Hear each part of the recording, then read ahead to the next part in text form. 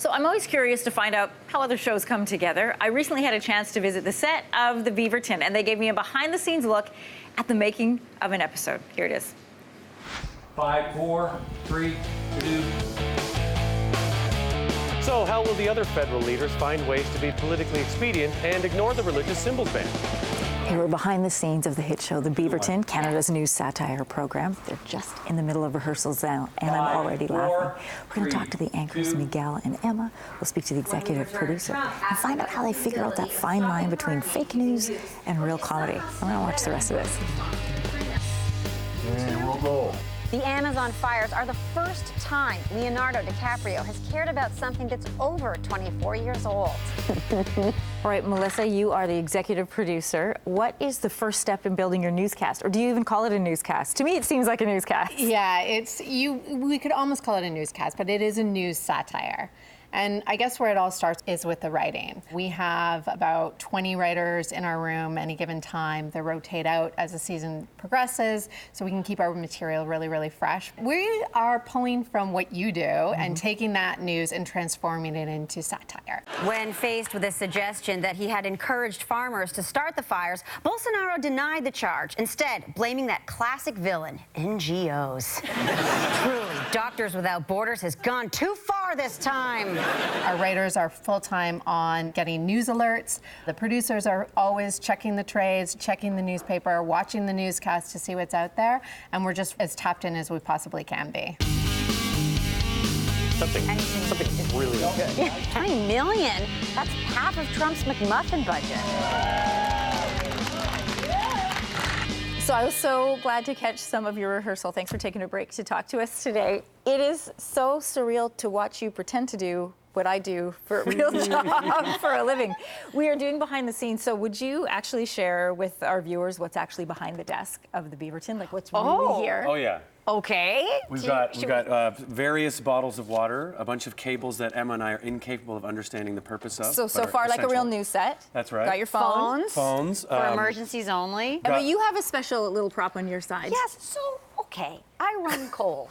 Your morning, I run a little chilly, and I have a heating blanket that I sit on, and it warms my butt and legs, and sort of keeps me regulated so I don't freeze out here. It's cold. We're just starting on and Jugmeet Singh. Yeah. Okay, behind the desk aside, how involved are the two of you in the process of actually choosing the stories? Unfortunately, we're pretty chained to the dark side of Twitter and looking for stories that we can sort of flip and make a comment on. So yeah, we're knee deep in the news all the time.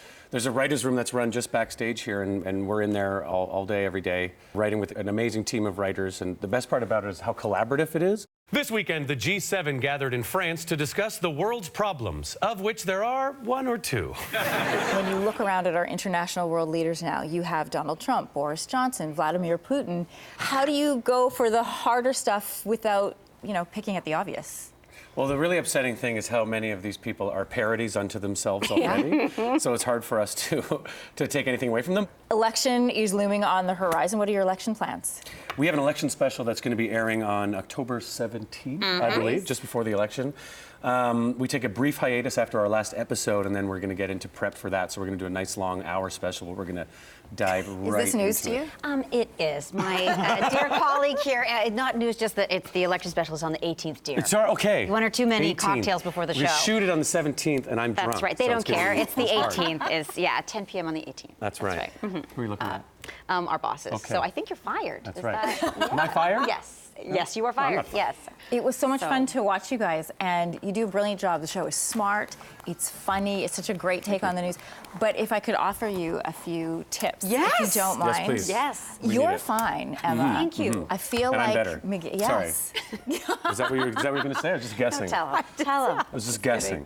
Both of you are brilliant, and the show's really funny. Thank you so much for letting us come behind the scenes. Thank you so Oh my much. gosh, Let's get back to rehearsal. Okay. Thank you. Thank Thanks you so so much. Thank you and good night. Oh, they're great. So this is what blew my, other than the fact they have 20 writers, Yes. nobody there's from news. They are all from a comedy background. Really? Yet they go through the initial processes similar to us. They're looking at wires. They also have somebody on staff who has to, like us, they have to second source all of their information because it has to be correct. Anyway, it was a lot of fun, and there's a lot of work that goes into that show. The two of them are so funny too. I haven't met Emma, but I've met Miguel at the CTV Upfront, and he said he's actually the least funny of his whole family. So I can't even imagine like what their Thanksgiving dinners are like. Oh yeah, I think he's one of like 5 brothers or There's something. a lot of them. Yeah, his younger brother, who I also met, is also a comedian, and the others are in like finance. Oh, funny. I also have some serious desk envy because that desk it's a great is desk. permanent and it is beautiful. What I've noticed about a lot of these shows, these news satire shows, is almost to a person who works on them, they'll say, "We are not a news show." They will all say that, and yet poll after poll after poll shows that a large number of North Americans believe they are getting their news from those sources that don't view themselves as news sources. Yeah, you'd have to be accurate. Like you can be funny, but you can also be correct in what you're saying, and I think that's what they do. They found that good little niche. And unlike other comedy shows in Canada who do commentary on news and with politicians and whatever, they don't do any sketch. This is entirely a news satire program, which is more difficult than you would think. And what I love is that they can take stories that we look at, commercials that we have in the, conversations we have in the commercials or behind the scenes, they can actually have those on the air, and connect those dots. And when you were watching the rehearsal, does everything go to air or do they cut stuff out? No, they'll change things. If it lands, so it was an interesting process. They were doing a rehearsal and they had timed it with graphics or whatever, and they stopped and they said, no, this is a big joke. We need to shoot it differently and we need to give it more space. So it still is there's the comedy aspect of it, get the timing right, get the delivery right. But it was neat to see it come together. That's really cool. Do they rehearse with an audience? No. No, oh gosh, that'd be so interesting. No, but you know how something when you say it out loud and you deliver it in its atmosphere, you can feel whether or not it's gonna land? Like my jokes. like that one.